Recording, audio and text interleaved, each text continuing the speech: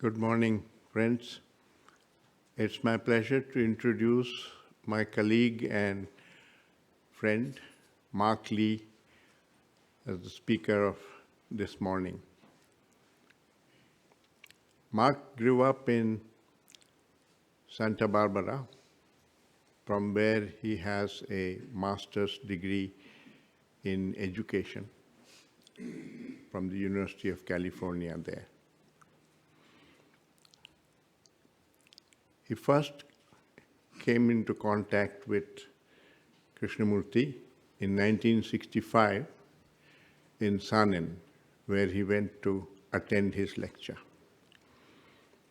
After the lecture, he was walking back and Krishnamurti spotted him and asked him if he would come and have lunch with him. And then there followed further 2 or 3 lunches, during which he must have sized him up. And then he asked him if he would like to come to India and teach English at the Rishi Valley School, which is the Krishnamurti school in the south of India. That's the oldest school. Land was purchased in 1926, and the school started in 1932. Mark accepted, and he worked there for 7 years, from 1965 till 1972. He was teaching English and arts, and also was the headmaster of the junior school. There he met Asha, who was the school doctor at that time there, and they fell in love with each other and got married in 1969. In 1972, he had to return to America because his children fell ill and they could not be treated there. They needed treatment only in America. So they returned to the US, and in 73, 74, Krishnamurti came up with the idea of starting a school in Ojai. And he talked to the trustees about it, and when they agreed to it, then he invited Mark and Asha to come and start the Oak Grove School. So Mark became the founding director of the Oak Grove School, and it started as a small school in Ari Vihara, which is the building at the east end of Ojai, the foundation campus there. Thereafter, he has remained associated with the KFA. For 20 years, he worked as the executive director of the Krishnamurti Foundation. For 5 years, he was director of publications and in charge of the work of bringing out the entire collected works, which, as Yap mentioned, is available now in hardback at the bookstore.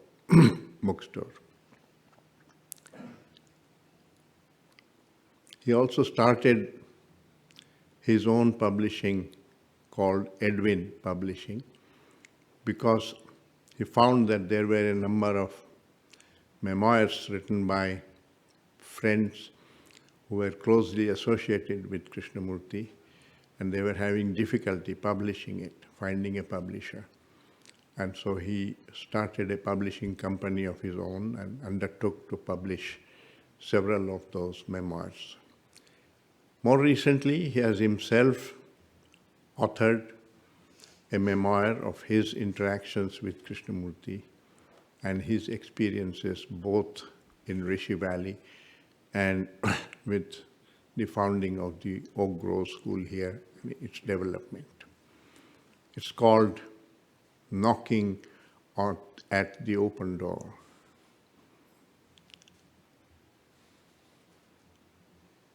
A remarkable book, which I would recommend anyone interested in the development of Oak Grove School and in Mark's interactions with Krishnamurti to definitely read. With those words, I now invite Mark to give his presentation.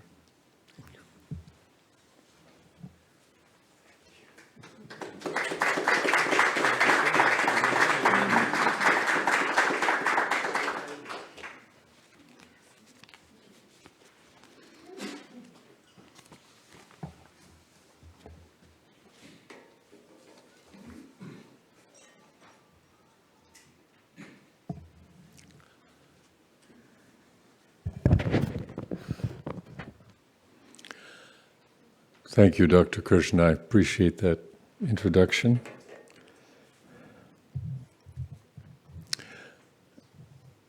I wish to thank first,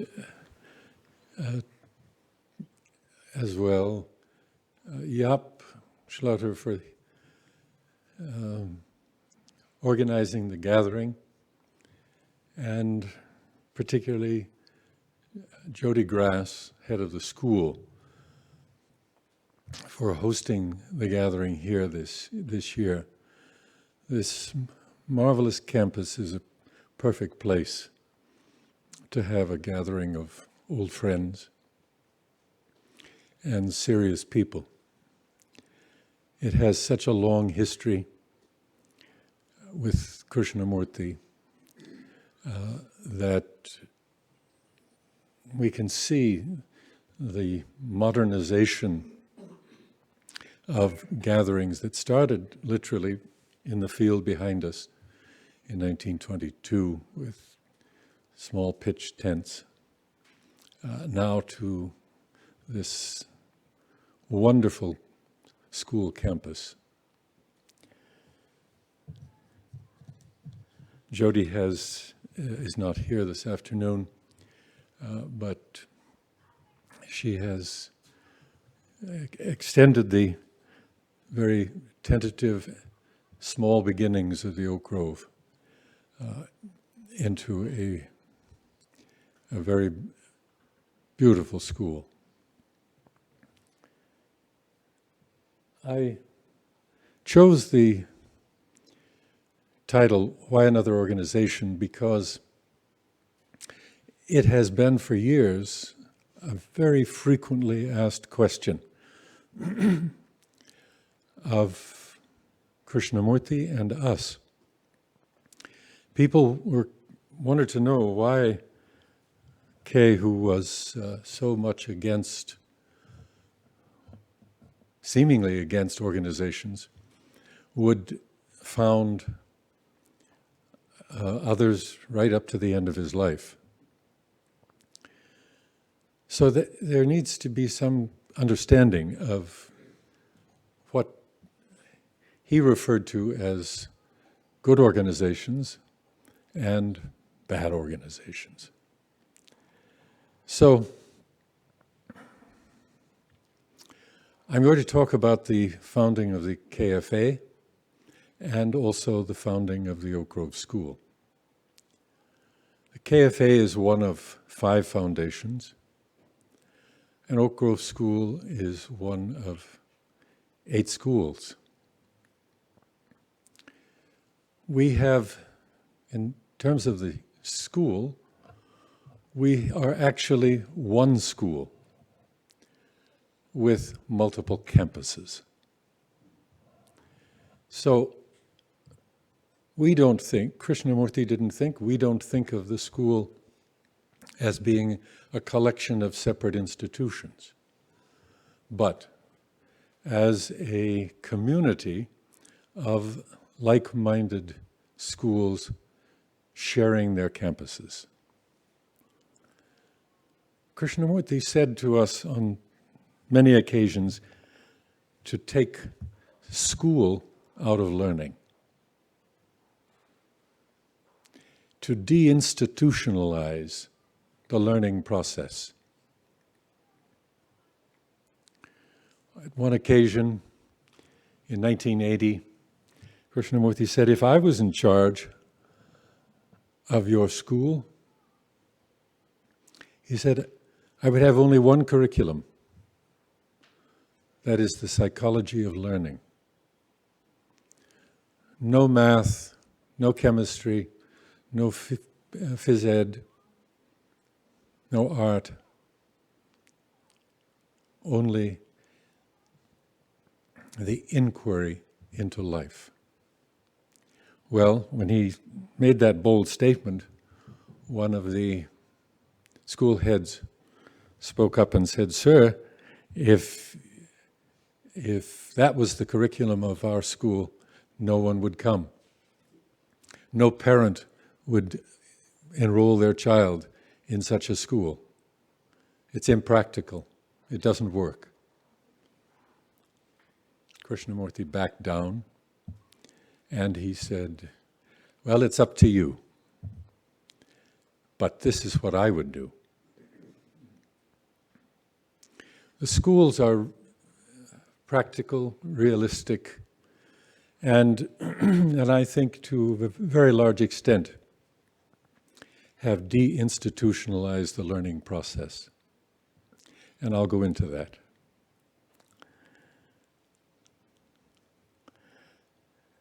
Kay did say on many occasions that the organizations that he wanted, that he supported, were not religious or psychological. They were the practical organizations that helped run the world, helped society. And I can just give you a small example of that. To carry on from something that Michael Cronin said yesterday, he told you the story of Krishnamurti watching on television the killing of baby seals in Canada. Well, sometime after that, a year or two after that, we were all having lunch in Aryavahara, and there was a knock on the door. Michael Cronin answered the door, and a man walked in, and he said, "I've come from an organization in Washington, D.C. with a petition, and I'm seeking your signature." He said, "We represent a movement to combat the murder of baby harp seals and gray whales." On hearing that, Krishnamurti was sitting nearby at the dining table. He put down his fork. He stood bolt upright. He said, "I'll sign that." He walked to the front door, and his was the first signature on that petition. And he said, "Yours is an organization that I would support." Well, the other people at the dining table got up, and they each one signed the petition. That was an organization that Kay felt was appropriate.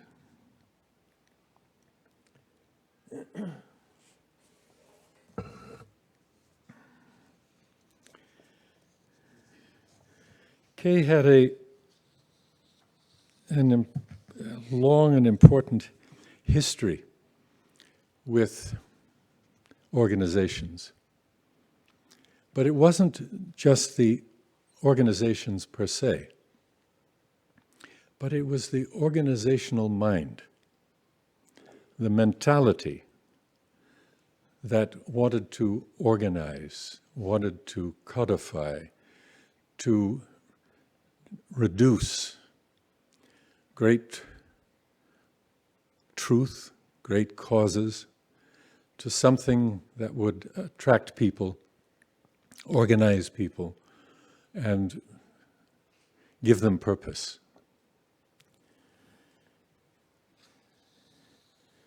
His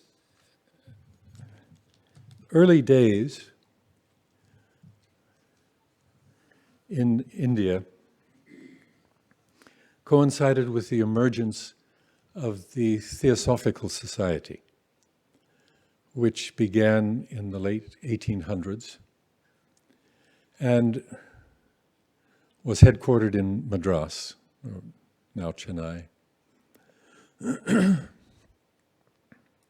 And Krishnamurti was discovered there, and immediately on his discovery, it was proclaimed that he would likely be a great religious teacher, would likely become the vehicle for what the Theosophists claimed was the world teacher, the position of founding a new religion, founding a new organization that would bring a new teaching to the world. They educated him, trained him, cultivated him, and around the world, very systematically and very effectively, they built an organization which would support the advent of this new world teacher.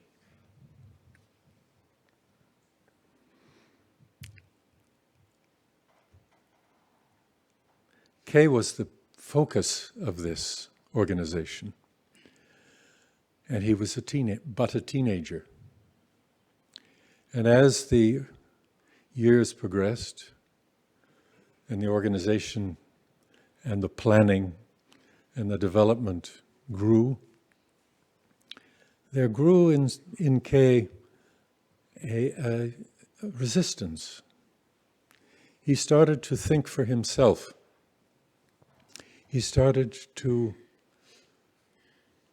question and consider and ponder, what was this new organization, this new role for himself? What did it really mean? What was the implication of all of this? So, as he was going through all of this, and I must emphasize that K was a completely willing and affectionate participant in all of this planning. He went with it. He flowed with it. He gave public talks. He wrote pamphlets and books. He did what the foundation, for what the society, the Theosophical Society, asked him to do. But in the process of doing all of this, he was learning. He was learning about the society, he was learning about the role that had been given him, he was learning about the organization that was being developed, but mainly he was learning about the whole complex field of religious and psychological authority. He saw it in a living way.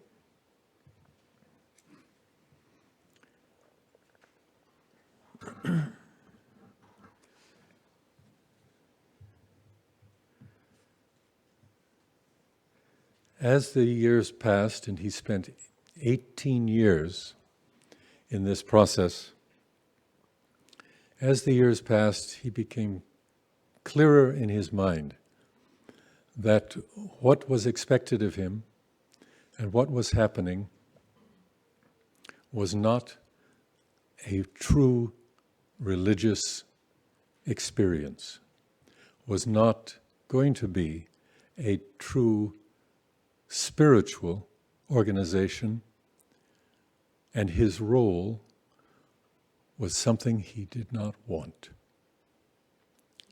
So, in 1929, he made a decision.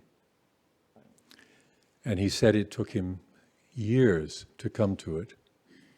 But he decided that he no longer wanted to continue with the development of this society, with the development of this role, and particularly of himself as a great authority. So he gave an important speech. This was at a gathering of thousands of theosophists in Europe, and he approached it most affectionately, most gently. He approached it in the softest way he could, but with fierce determination. The morning that he gave the speech, he told a story. He said that there was a Brahmin priest in India who, before doing the puja in the temple, would give prayers. And in the course of doing this preparation, a cat appeared and brushed against him. The cat is thought to be unclean. So the priest took the cat, locked it in a room, and had a bath. He returned, did his puja. Soon after, the priest died, and his chelas, his followers, they continued the tradition. But before the puja, they went and found a cat and locked it in a room. The point of the story is very clear. This is the way Krishnamurti introduced his famous speech, which is called Truth is a Pathless Land.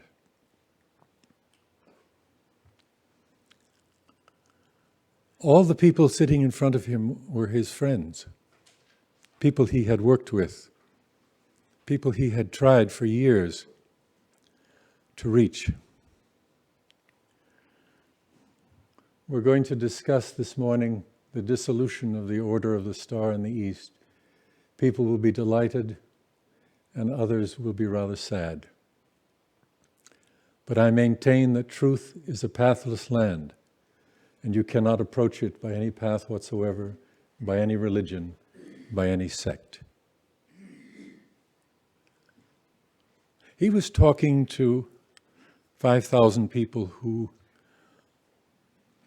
believed strongly in him, believed strongly in the society that had developed this Order of the Star in the East that was going to project him around the world.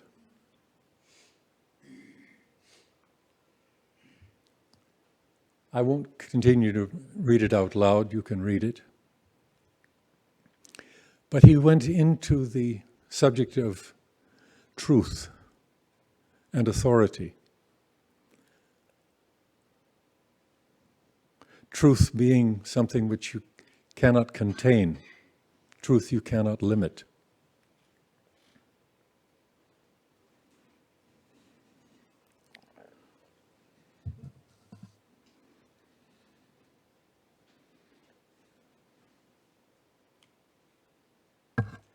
These were the organizations that had been founded around him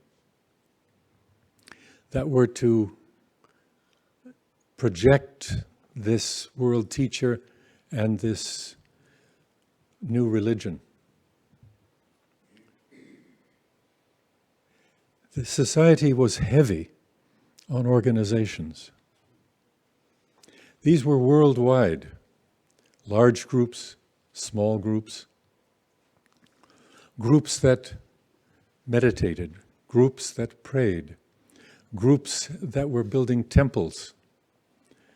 They even collected a special marble here in California that was to be used to build temples.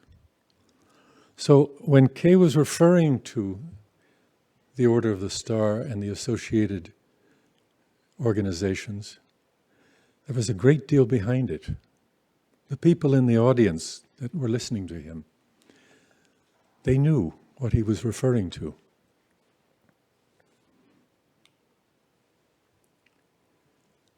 Repeatedly in the talk, he said, "So why have an organization?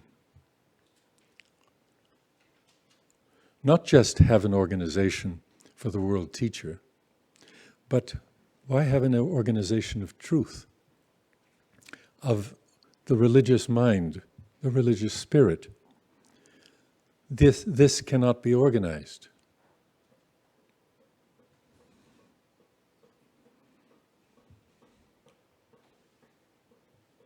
Again, he asked, "Why have an organization?"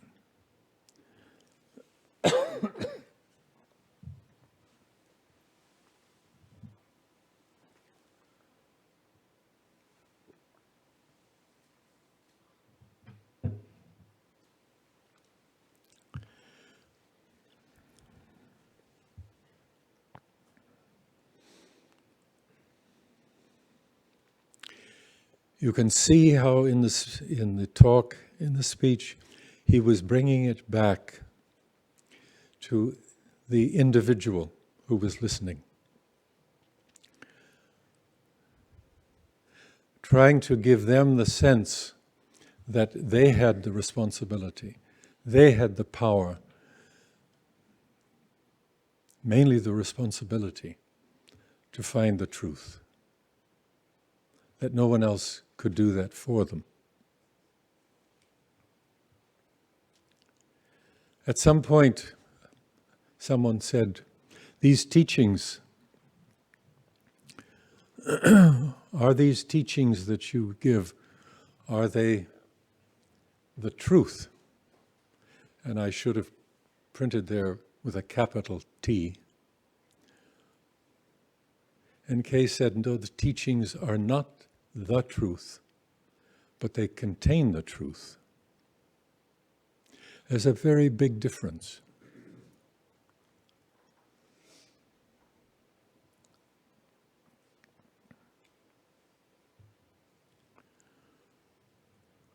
He asked again, "Why have an organization?"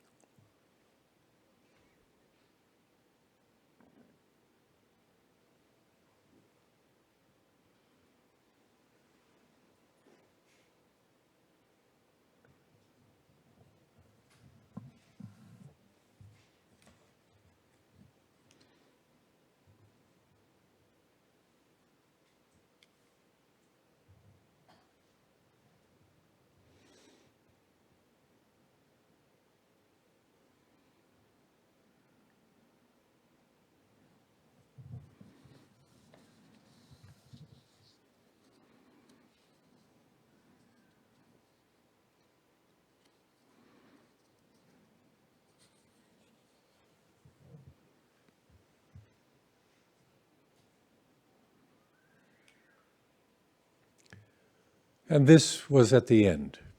He concluded the speech with his now often repeated and famous line, "My only concern is to set men absolutely, unconditionally free." Soon after, Krishnamurti's left the Theosophical Society. He had disbanded the organization. They packed his suitcase. They put the suitcase on the road, and he left. He was on his own. His friends in the society, some were shocked, some were relieved. The organization continued. The organization was strong, but it was divided into two groups. Those who followed the teachings of Krishnamurti and those who followed the teachings of Theosophy. Mrs. Besant and CWL, Charles Leadbeater.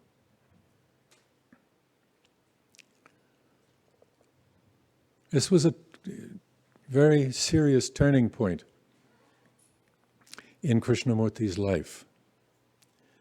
It was the end of his affiliation with an organization and the beginning of a new life without an organization. His work of traveling and speaking continued unabated. In fact, he continued to speak to theosophical groups. They continued to have camps because the theosophists were people who were interested, who were good enough to listen. Slowly, the general public, non-theosophists, came to his talks as he traveled around the world. But he was completely on his own.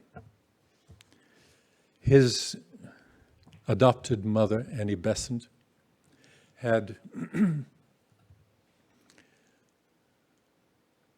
worried and was concerned about what would happen to him when he left. And she had asked several people to continue to work with him, to work for him. So there were people to help him. There was no organization, but there were people to help him as he continued to travel and to write and to speak.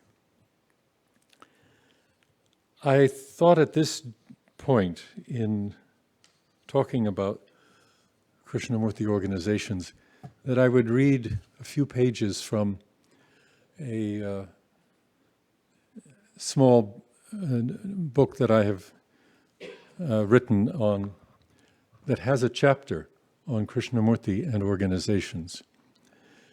And it begins at this point when Krishnamurti was on his own. K was averse to organizations as they related to him, and particularly as related to the teachings. From his 25-year experience in the society, he understood from the inside the potentially corrosive nature of spiritual organizations and rebelled against them for himself and for others. K was slow to establish anything related to himself, and what was organized had no spiritual connotations or intentions. All of his caution was clearly to prevent any kind of psychological or spiritual authority or hierarchy from being set up around him. In 1933, and this was the year that his great patron, his great friend, Annie Besant, passed away. A small organization, Star Publishing Trust, that later morphed into Krishnamurti Writings, Inc., was established to preserve, protect, and disseminate his work and his teachings. Over time, that management organization was replaced by 4 nonprofit, tax-exempt foundations established to manage the assets, the property, and to organize his travels in Madras, India for Asia, in Hampshire, England for Europe, and in California for the United States, and in Spain for the Spanish-speaking world. That initial organization and the subsequent foundations bearing his name were essentially groups of volunteers supported by staff dedicated to manage the business of the dissemination, preservation, and fundraising to carry out the work of the newly free and independent world teacher. The 4 foundations were made up of trustees invited to hold in trust the assets and the work of K, and to do the legal, financial, management, and for intelligent oversight of fulfilling Kay's mandate to preserve, protect, and disseminate the teachings. Out of the experiences of his own life, Kay had a special relationship with those trustees. Firstly, help them live the teachings, thus preventing any of the moral corruption he saw in most groups organized around a guru or an idealized belief system. And secondly, to take all legal and reasonable steps to prevent one person from dominating the foundations and employing self-proclaimed moral and financial authority over other trustees. Clearly, it was trust, affection, and non-authoritarian attitude, love for the teachings, and informed intelligence that would distinguish these foundations from others, preventing moral corruption and fraud. But it was the visions of the foundations as a body of friends that would prevent envy, comparison, possessiveness, that he held to both as the protection and the fuel for the foundations. Therefore, the trustees must travel, visiting each other around the world, and work to function as one organization. Holding that trustees had no moral authority, nor could ever speak as representatives of him or the teachings, placed their voluntary positions up to a higher standard of integrity and truthfulness. So concerned was he about his legacy and future organizationally that just weeks before he died, the Indian Foundation inserted in their rules and regulations the following: under no circumstances will the foundation or any of the institutions under its auspices or any of its members set themselves up as authorities on Krishnamurti's teachings. That's a very significant position that the trustees hold. They have no authority whatsoever on the teachings. Kay wanted those around him to embrace strongly very simple qualities of friendship, abiding goodness, lack of envy, cooperation, and affection. A high standard. Kay accepted people as they came to him, as they presented themselves even with good masks and noble intentions.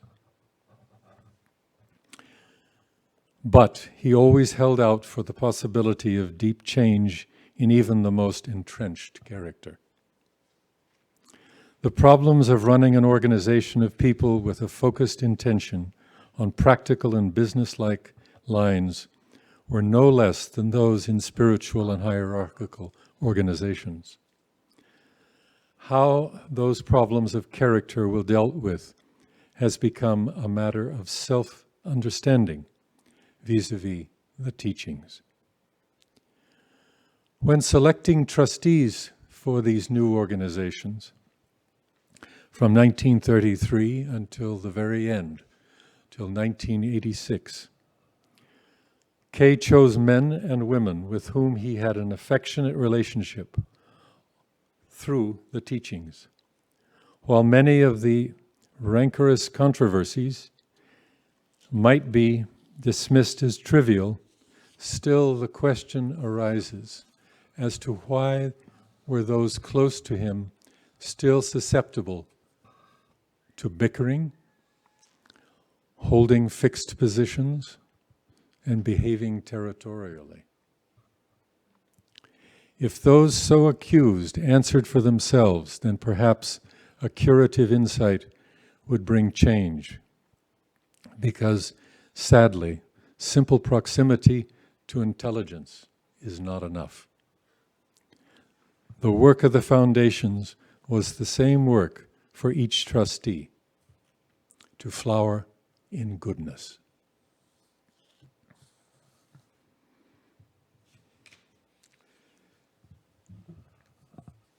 So, in 1969, a group of friends got together and started the Krishnamurti Foundation of America. It had very simple beginnings. But the work of that new foundation had a very, very arduous task ahead. The previous organization, Krishnamurti Writings, had lost its course, had been taken over by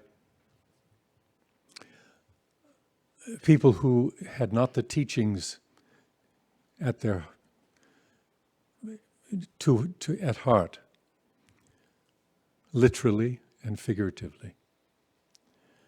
And so the new Krishnamurti Foundation had to initiate a lawsuit. 1 lawsuit, 2 lawsuits, 3 lawsuits,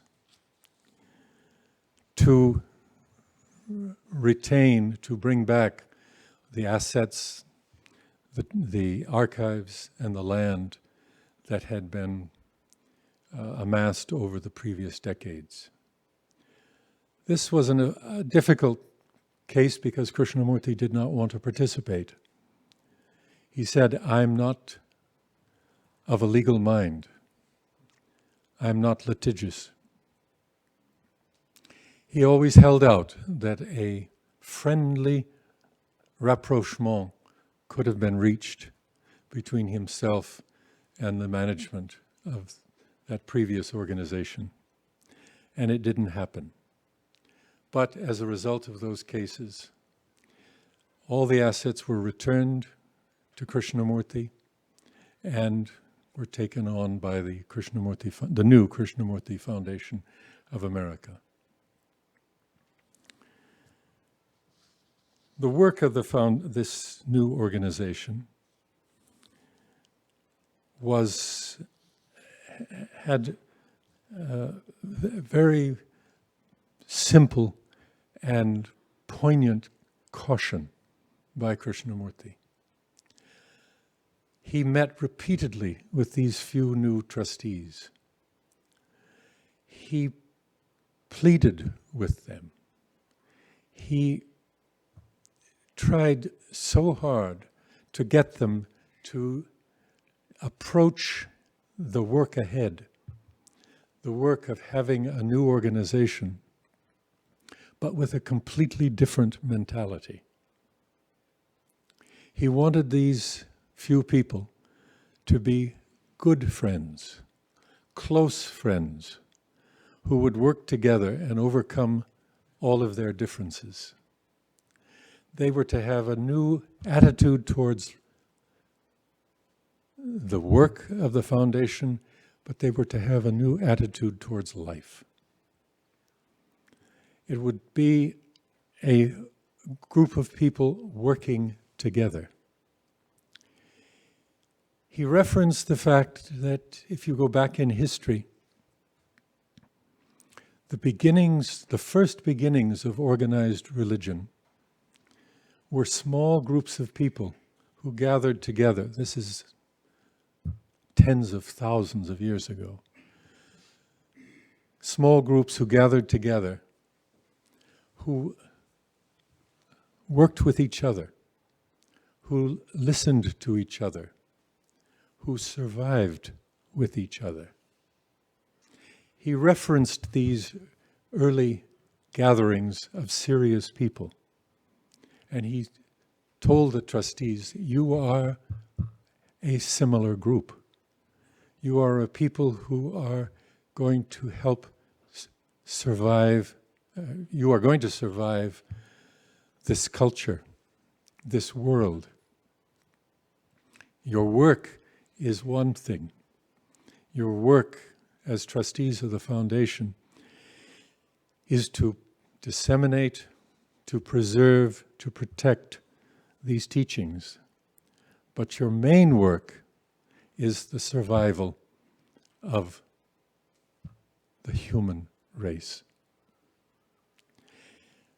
So the mandate seemed small, but the mandate was enormous. As you heard on the tape this morning, if you were in the Grove, you heard Kay talk about a new society. But it was also a new mind.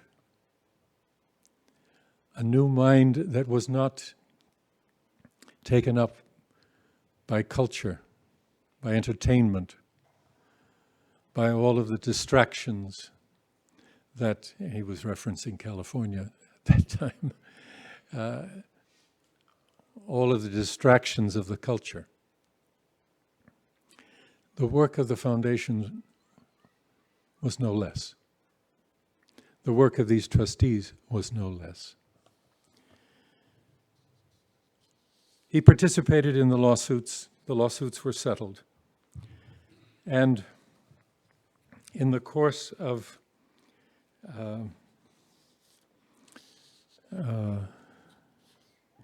all of this, Krishnamurti continued to travel. He continued around the world. He was traveling at that time on an Indian diplomatic passport. And in the mid-70s, it was decided that it would be easier, he thought it would be easier if he didn't have a diplomatic passport, because he didn't care for the way people treated him at the airports. He didn't want to be singled out. And because he did get very deferential treatment, on the manifests he was shown as VVIP. And it made him uncomfortable. So he went to the American embassy in London, and he met with the consul general there, who he discovered later happened to be someone who was reading his books and attending his talks. And he applied to the consul general for an American green card.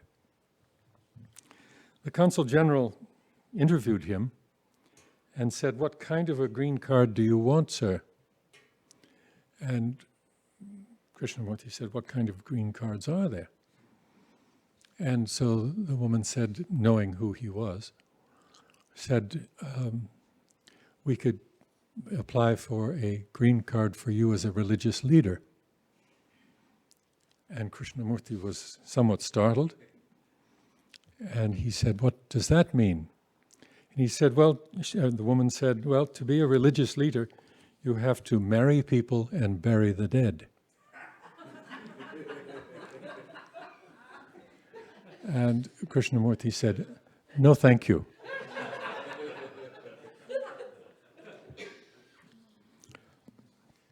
I only tell you that because this role as a leader, a very responsible person in the eyes of the public, followed him throughout his life.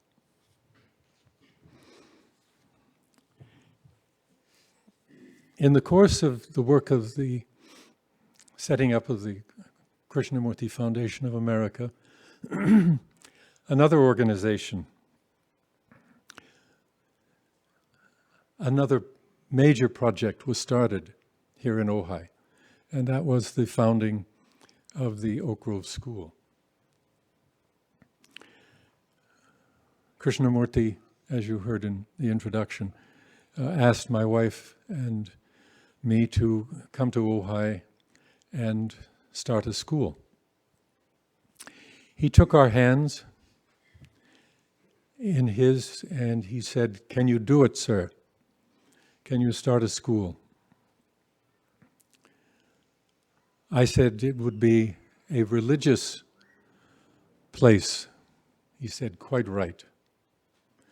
And he turned to my wife and he said, Madam, he called me sir and her madam. He said, Madam, will you care for the place? Will you care for the earth? Will you look after it? Of course, we agreed.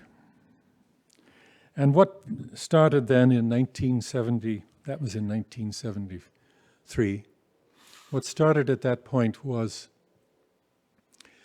the beginnings of an extraordinary new organization. Kay told us from the very beginning, he said, take the school out of learning. Don't make it an institution. I understood the depth of that to have a school, you have to be organized. You have to have faculty. You have to have campus. You have to have a body of people who take responsibility, who raise funds. You need a curriculum. All of this speaks to the organization of it. But he was attempting to push us, to prod us, to look at it differently. To look at it as a collection of serious people who were deeply interested in learning. So for 10 years, from 1970 to the beginning of the school in 1975 to the end of his life, 1986, he worked with the teachers, with the parents, with the trustees, in creating a learning environment, a learning atmosphere. He said, don't gather intellectuals around you. Gather good people, people who are rooted in goodness. Those are the responsible people to surround children. The effort to start the school on this campus, on this grounds, was an exciting prospect. When we walked the land first here, there was nothing. Open fields. There had been horses that grazed. This is Miners Oaks. Mr. Miners had the house just over those trees. He had a hog farm here. We discovered the remnants of his hog farm. So there was agriculture and there was wilderness. The grounds had been used for camps, but there was a purity. There was a simplicity to the land which spoke so strongly, so boldly to us as we planned out the school. As we walked over the campus, he said, "Sir, never build a building on a beautiful site. Leave it alone. Hide the buildings. Put them away. Don't make them obvious. The land is sacred." So the beginnings of the school had an impact on the way the school organization was founded. It was a collection of serious people, people who were deeply, deeply imbued with the challenge of learning. The first teacher, David Moody, the teachers that followed, the parents who came to the school came because of their interest in these teachings. This affected the spirit, the atmosphere that developed on the land. It was so informal in the early days after we had the school up at Aryavahara, which is now Pepper Tree Retreat, where we started with 3 children. We moved down here with 15. The first classes were under the trees, under the oak trees. Asha and Michael Cronin brought hampers of food, and we sat under the trees. This, Krishnaji saw this, and he said it reminded him of the old Gurukul system in India, where you have a teacher and a small group of children who learned together in an informal setting. So the beginnings of the school had this feeling of sacredness, of great respect for the land and appreciation for what we were doing, learning together. The school moved into these buildings in the course of the next 10 years. And after 10 years, we had all of the buildings. We had an organization that was highly respected. It was accredited by the national and the state associations for independent education.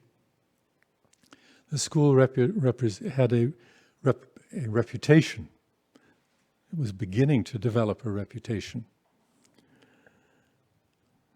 At one point over lunch one day, Krishnji said to us, "Sir, don't make yours a potty little school. Make it an international school movement." So, I feel that both the Krishnamurti Foundation of America and the Oak Grove School function as one. They're not separate organizations. They are one organization. And they are dedicated to that one principle, that one approach, which was so central to Krishnamurti's teachings. That is the development of a learning mind, the development of sensitive, caring, affectionate individuals, both at the adult level and for younger ones. So the future of the foundation, the future of the school is the same. The furtherance of this learning mind as embodied in Krishnamurti's teachings. So the future of the organization and of the school and the foundation is education. Education of adults, education of children, non-institutionally. As Krishnamurti was about to pass away in 1986, I was at the East End, and I went to his bedside, and I held his hand. He he said three things to me. This was on the 15th of February. He said, "Sir," he said, "keep the teachings pure."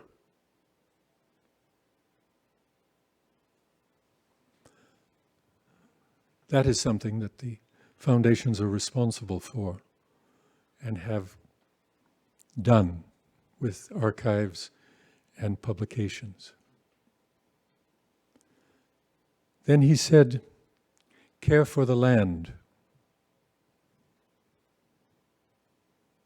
I took that to mean care for the land of the foundations, but care for the earth in the largest sense. The last thing he said was, he let go of my hand, and he said, "Don't institutionalize this." And he pointed to himself.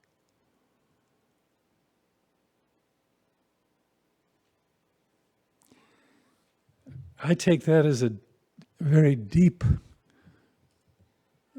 challenge and responsibility, and I think it is the same for anyone who reads the teachings, who is interested in the teachings, not to institutionalize the teachings, not to institutionalize that incredible life, that incredible spirit that we so much appreciate.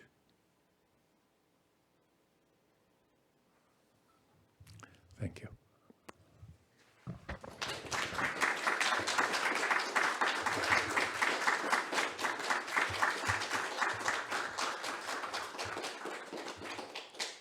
Perhaps you have some questions.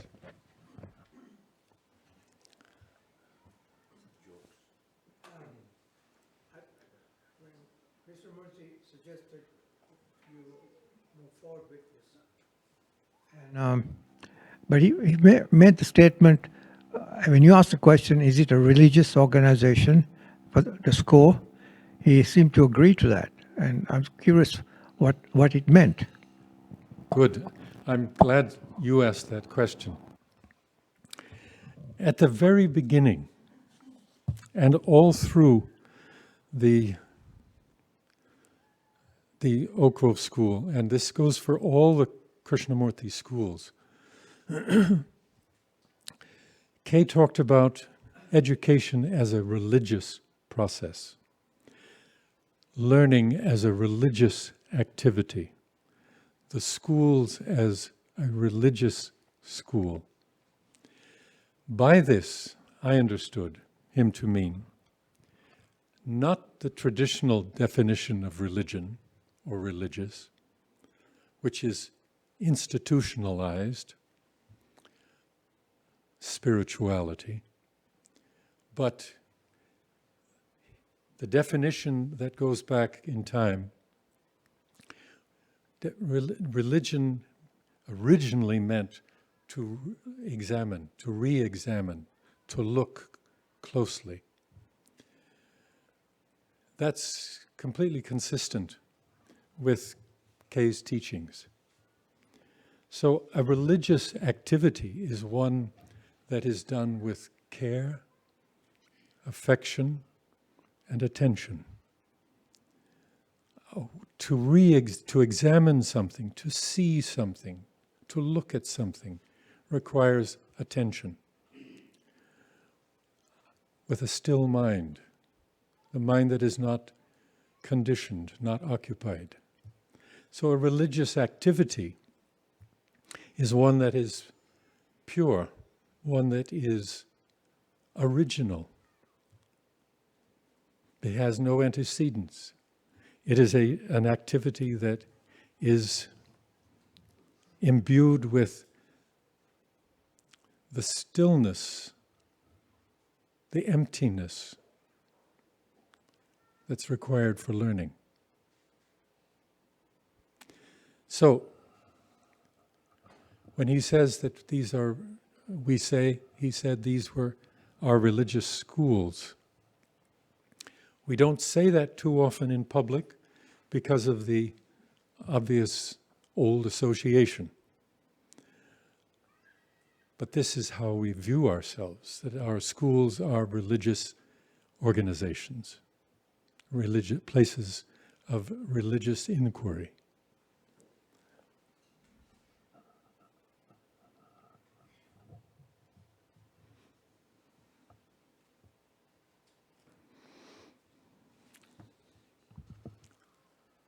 I think I left out a slide.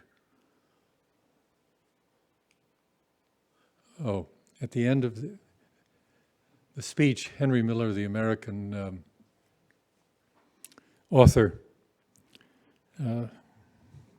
said that he thought Krishnamurti's 29 speech was an act of great sacrifice.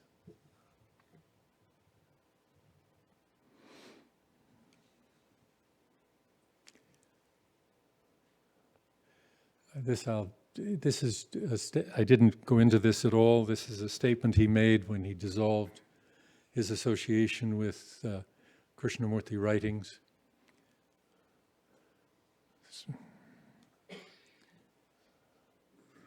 And then this was the purposes, I've already discussed that, which is preserve, protect, and disseminate the teachings. This is the way the law reads.